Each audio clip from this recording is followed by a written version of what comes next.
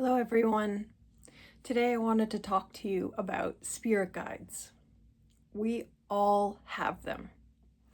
We do not come down to earth in this earth experience without making agreements with those who will help watch and guide over us. We have many lifetimes here on earth in order to learn, to grow, and to experience. I have a number of spirit guides. Everybody has at least one, including their higher or central self. So there is a piece of your soul in your human body having a human experience. The rest of you is on the other side of the veil, helping to guide you and learning along with you.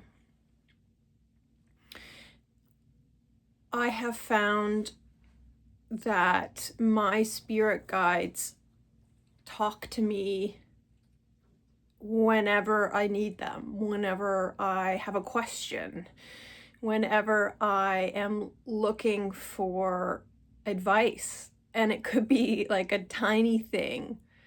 It could be looking for my keys, which I lose a lot. And it could be asking to speak to the higher self of my dog after she's eaten something ridiculous and to help see how ill she's feeling. Most animals don't have spirit guides. They are, in a sense, spirit guides on earth for us. And they do have a higher self, though, so you can contact their higher self if you want to ask questions about your beloved fur babies. Okay, so I'm a little off topic, but in the same vein. So I want to encourage everybody to understand that they have spirit guides and they can hear them and speak to them. Now, I tend to speak to my spirit guides in my head, although you can speak out loud to them if you wish. How do I explain what they sound like? Well, when you are first learning, it takes a huge suspension of disbelief. Our minds, our brains, our bodies were meant to understand the 3D realm the best. And so the process of expanding our heart center and our minds, it's a learning process. It's like building muscle and endurance to run a race. It's like starting an art or craft and practicing until your technique becomes better and better, right? We live in a 3D experience. The point is for us to learn and grow in the 3D experience. But we can reach up, and up is the only way I could describe it. It's not a hierarchy. I think I mean it sort of reach outside of the dimension that we're in towards our spirit guides. When I first heard and started to recognize my spirit guides, the voice was my own. And that makes it pretty tricky because we are taught that that is our imagination and that we're making things up. But the catch here is, and maybe my main point to hearing your guides, is your imagination.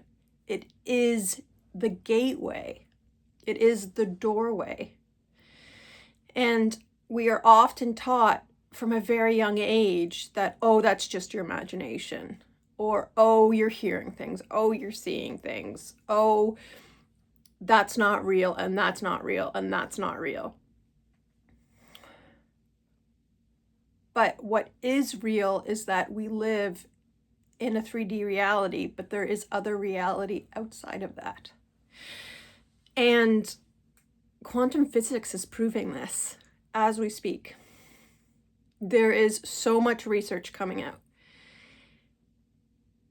Just because something isn't quantifiable, isn't measurable, doesn't mean it isn't in existence.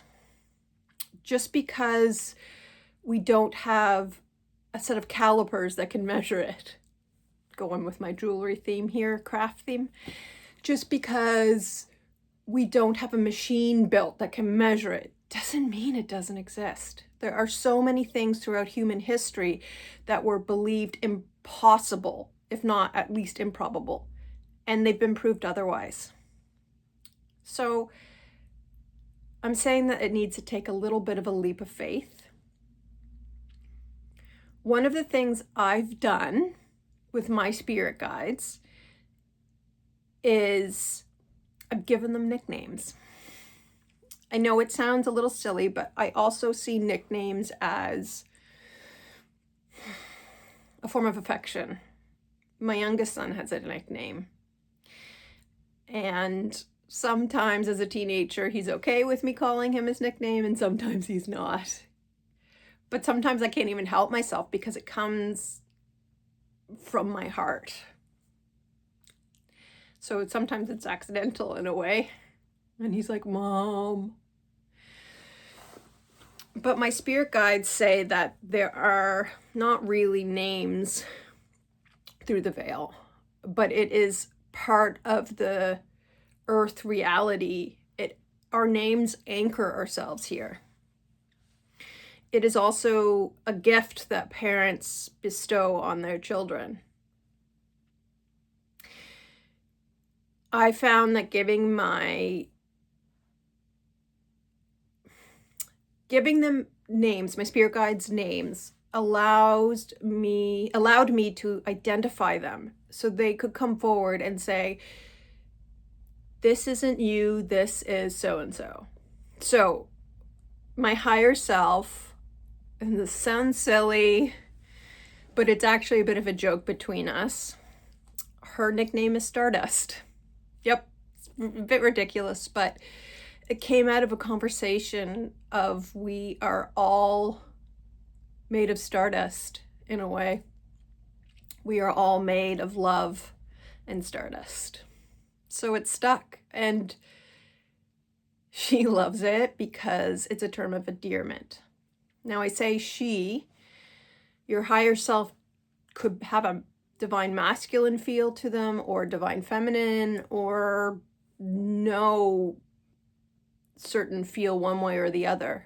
But my divine self feels like the divine feminine. And so I say she.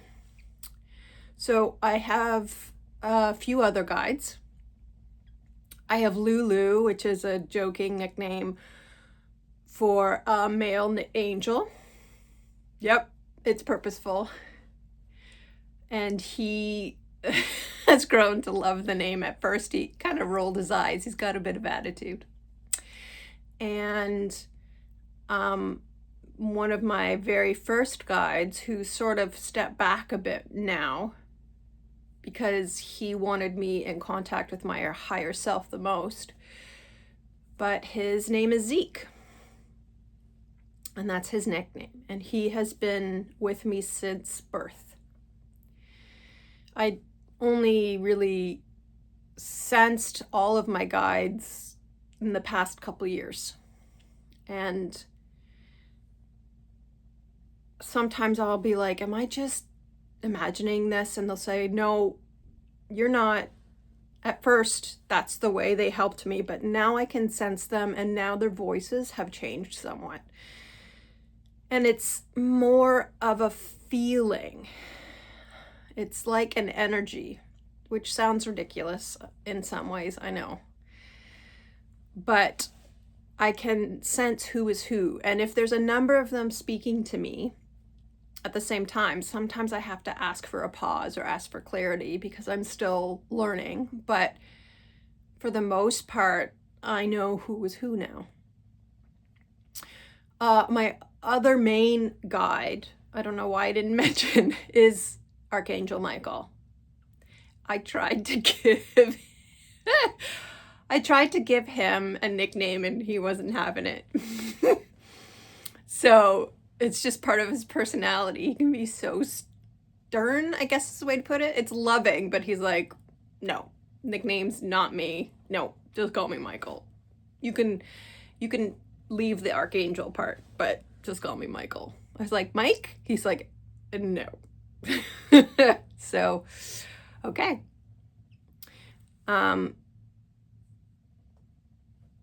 So I will ask them to identify themselves, especially if I'm really tired. Sometimes it makes it a little bit harder for me to hear clearly. And when I hear, I'm not hearing with my ears. I'm hearing an inner dialogue, just like when you talk to yourself in your head. It's that kind of inner dialogue.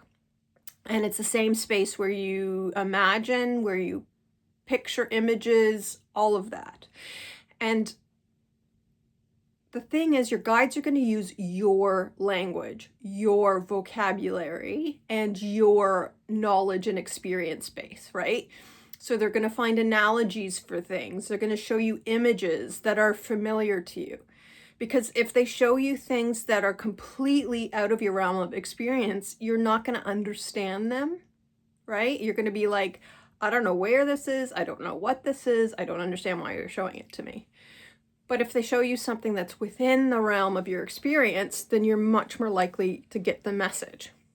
The thing is, our communication isn't all language. It's not all speech. And even in our 3D realm, even humans between us, my facial expressions, my hand gestures, my body language, we read all of those things simultaneously as we listen to words.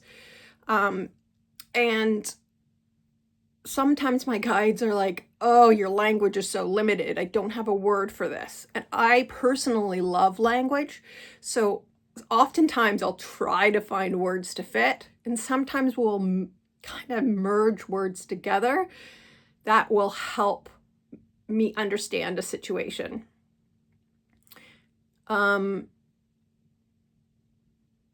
Sometimes at the beginning, when I was trying to understand what was coming through to me,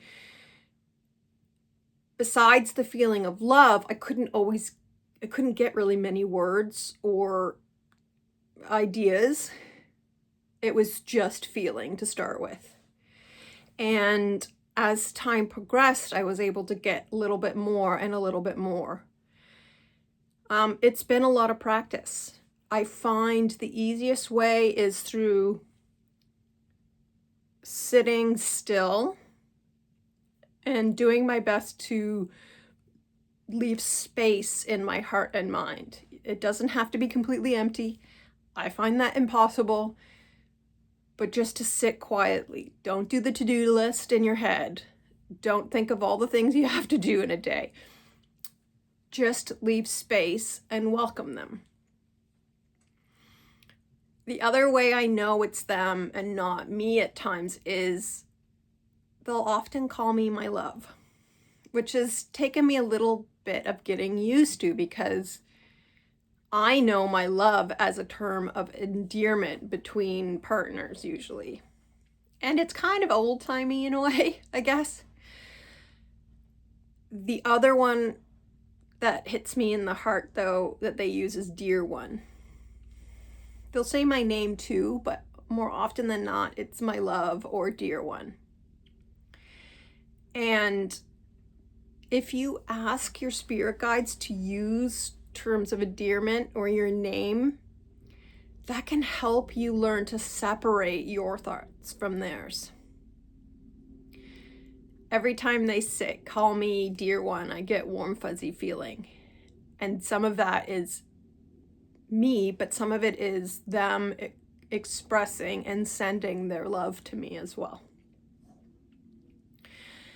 I think my next videos are going to be on helping anyone who's interested learn to hear their guides and learn to trust.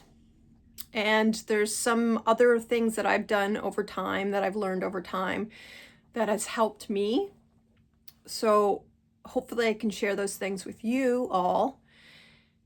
And if anybody wants to share their experiences or information about their guides, I would love to hear it. For now, I'm just, again, putting love out into the ether. And if this video helps one person in one tiny way, then I've done my job. Much love to all of you. Take care of yourselves. And until next time.